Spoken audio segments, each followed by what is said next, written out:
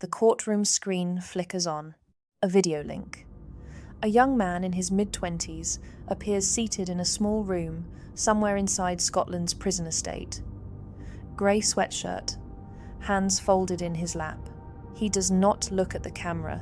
Judge Lord Matthews adjusts his papers. The room is quiet in the way that large rooms become quiet when what is about to be said cannot be unsaid. Lord Matthews speaks. You pleaded guilty to a dreadful crime, namely the murder of Phoenix Spencer Horn, who was a much-loved and sorely missed daughter, sister, niece, cousin, and friend. At age 21 and 134 days, she was standing at the threshold of what should have been a long and fulfilling life. He pauses. No punishment I can inflict, nothing I can say or do can be enough. The only sentence I can impose is life. Euan Meehan, postman. Boyfriend. The man who complained his girlfriend worked too many hours. The man who spent 2 days after killing her driving her car around the same streets she used to walk. Receives his sentence without visible reaction.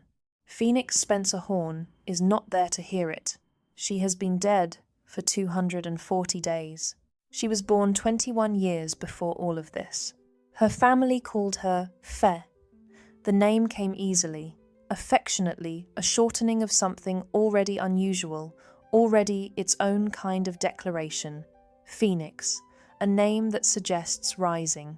A name her family chose before they could know how bitterly it would one day resonate.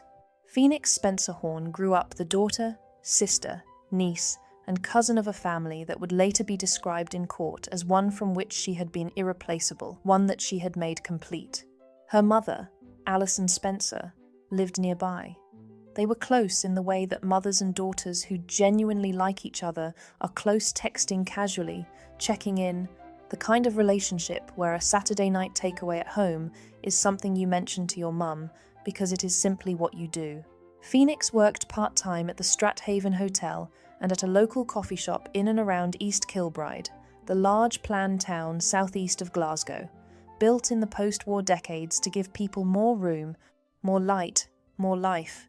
Those who worked alongside her would later tell a court she had been in good spirits on the last day they saw her. That phrase, good spirits, would echo through the legal proceedings. It is the detail that lives in the room long after the lawyers have finished. A 21-year-old, in good spirits, going home. She was the kind of young woman who apologized when she had done nothing wrong. Euan Meehan was 25 years old when he met Phoenix Spencer Horn. They met at a family party. Within 2 years, Meehan had been welcomed into the Spencer family home, adopted, his own defense would later tell the court, into a family that trusted him. He worked for Royal Mail. Each morning he carried letters and parcels through the residential streets of South Lanarkshire, a job defined by routine, by geography, by the quiet expectation that you will arrive where you are supposed to arrive and leave again without incident. To Alison Spencer, he appeared polite, respectful with Phoenix, warm at gatherings, the kind of young man you are glad your daughter has found. Nobody saw what was building. Not yet. What was happening inside Meehan during those 2 years is not fully documented in public court records. What the court did hear was this. In 2024, Meehan had come to recognize he had a problem with cocaine and anabolic steroids. He had written a letter to the judge before sentencing, in which he described his drug use as something he believed could only harm himself. It is the kind of sentence a person writes when they have not yet understood what they are capable of. The picture that emerges of Meehan's interior life in those final months is of a man made fragile by something he would not name, increasingly resentful of the ordinary rhythms of his girlfriend's working life. A man who experienced her waitress, shifts not as her earning a living, but as a form of abandonment directed specifically at him. On the day he killed her, he sent Phoenix a text complaining that her hours were making him lonely. She apologized. She apologized. Meehan had finished his postal round that morning and told a colleague he was going home to chill. He placed a food order at approximately 8 p.m. The delivery driver, arriving later, noted nothing unusual. Meehan did not appear intoxicated or agitated. Phoenix had been at work that afternoon at the Strathaven Hotel. Colleagues found her cheerful.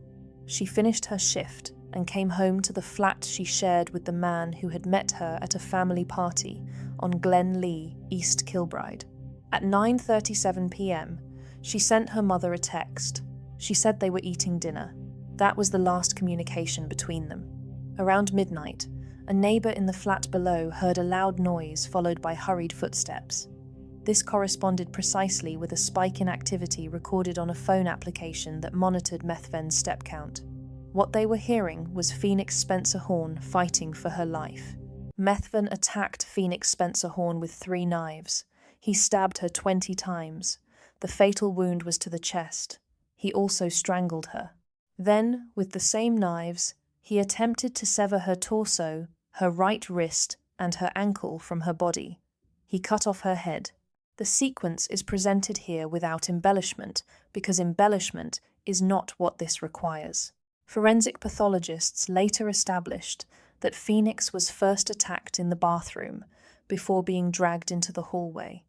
A bloodied knife was recovered from the bedroom. The violence had moved through every room of their home, which means Phoenix ran. Phoenix fought back. Phoenix Spencer Horn was gone. She was 21 years old. Euan Meehan did not call the police. He spent Saturday night in the flat with Phoenix Spencer Horn's body. On Sunday morning, November 17, beginning at approximately 8 a.m, he accessed pornography. Forensic analysis of the device would later confirm he visited a pornographic video site 170 times between 8 a.m. and 6:30 p.m. He also made repeated attempts to purchase cocaine. He took Phoenix's phone. When her mother, Alison, tried to reach her daughter that morning, it was Methven who replied. He texted that Phoenix was not up yet and that he would have her message when she was awake. He then took Phoenix's red Vauxhall Corsa and drove around the town. He drove past the places she knew, past the routes he himself had walked with the Royal Mail, past the ordinary furniture of the life they had shared. Later, using the same phone, he sent Alison Spencer a message as though he were her daughter. "Hey, sorry, I've just woken up XXX." 3 letters. A casual intimacy borrowed from a dead woman's vocabulary sent to her mother. Alison Spencer would not have known they were the last words she would ever receive from her daughter's phone number. She may have smiled reading them. She almost certainly did not pause over them. She was being deceived by the man who had killed her child. On Monday, November 18, Phoenix Spencer Horn did not show up for work. Her colleagues noted her absence. Concerns were raised. That afternoon, at approximately 12:10 p.m, Methven dialed 999. He told the call handler he had experienced a drug-induced psychotic episode and had killed his girlfriend. He said he had taken steroids, cocaine, and alcohol, and that he believed the cocaine may have been spiked. He told the operator he had been trying to muster up the courage to call for the past day. He was transferred to a senior police officer. "I just want to go to jail." Police officers arrived at the flat on Glen Lee. They found Phoenix Spencer Horn's body covered by a towel. 2 blood-stained knives lay beside her. A third was found in the bedroom. Methven was calm. He told officers, "I could not stay here with her like that. I tried to dismember her. I moved her from the bath and put her there." These were not the words of someone who had suffered a breakdown. They were the words of someone who had been managing a situation for 48 hours and had run out of time. The forensic case that followed left no room for ambiguity. The delivery driver's testimony, the fitness tracker spike at midnight, the 170 browsing sessions the following day, the fake texts to Alison, crafted with the specific knowledge of how her daughter wrote. Every lie Euan Meehan told collapsed under the weight of what he had left behind. In the High Court in Glasgow, Euan Meehan stood before Lord Matthews. He had already pleaded guilty. There would be no trial, no argument about what had happened, only the formal act of sentencing, the law catching up, finally, with the facts. Lord Matthews described the killing as brutal. He spoke of the attempts to dismember Phoenix Spencer Horn's body. He spoke of the lies told in the hours and days that followed. He spoke, too, of Phoenix, a young woman, loved, trusted, ordinary in the way that makes a life irreplaceable. The court heard statements from her family, words that do not translate easily into transcripts. Grief rarely does. Meehan was sentenced to life imprisonment, with a punishment part of 23 years. It is a number that will be written down, recorded, archived. But it is not a measure of a life. Phoenix Spencer Horn will remain 21 years old.